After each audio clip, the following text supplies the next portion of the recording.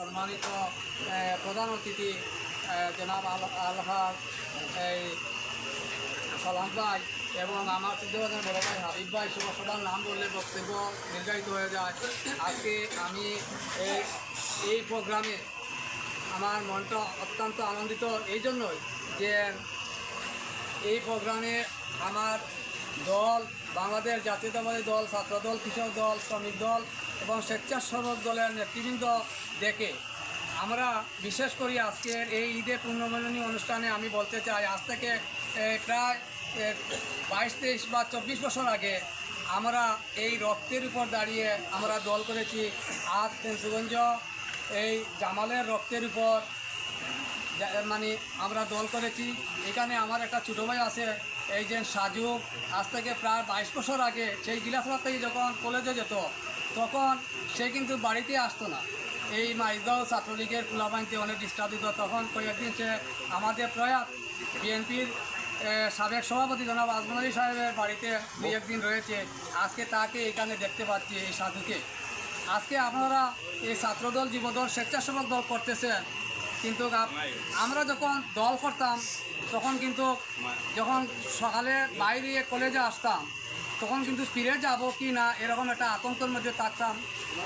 যাই হোক, আজকে আপনারা দলকে ভালোবাসেন, এই দলের জন্য কাজ করবেন।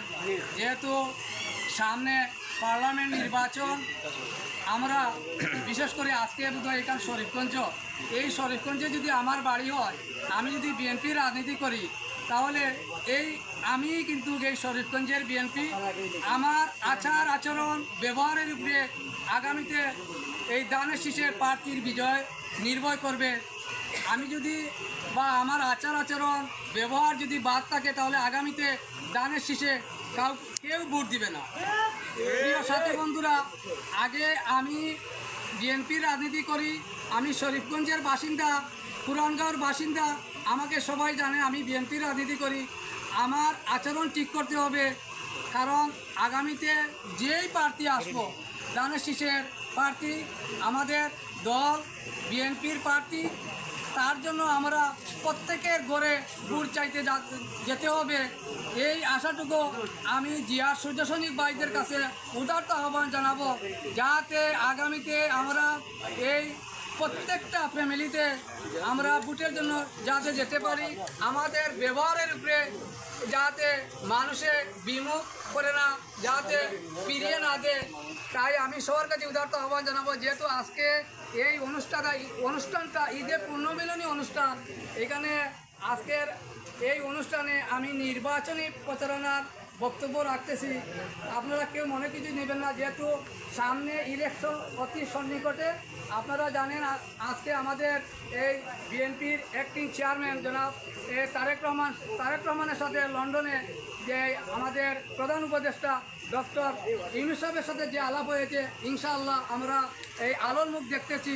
তাই আমি আজকে আপনাদের কাছে উদারত আহ্বান জানাবো, জিয়ার সূর্যসৈনিক ভাইদের প্রতি উদারত আহ্বান জানাবে। আমাদের মধ্যে কোনো গ্রুপিং নেই, আমাদের মধ্যে কোনো কুন্দল নেই, আমরা সবাই জিয়া পরিবারের। আপনার মতের অমিল থাকতে পারে, নেতৃত্বের প্রতিযোগিতা থাকতে পারে, কিন্তু দিন শেষে আমরা সবাই জাতীয়তাবাদী পরিবারের সন্তান। তাই সবার কাছে উদারত আহ্বান জানাবো, আগামীতে দল যাহাকে এই প্রার্থী ঘোষণা করবে তাকেই আমরা ভোট দিব এবং তার জন্য আমরা দিনরাত পরিশ্রম করে তাকে নির্বাচিত করব।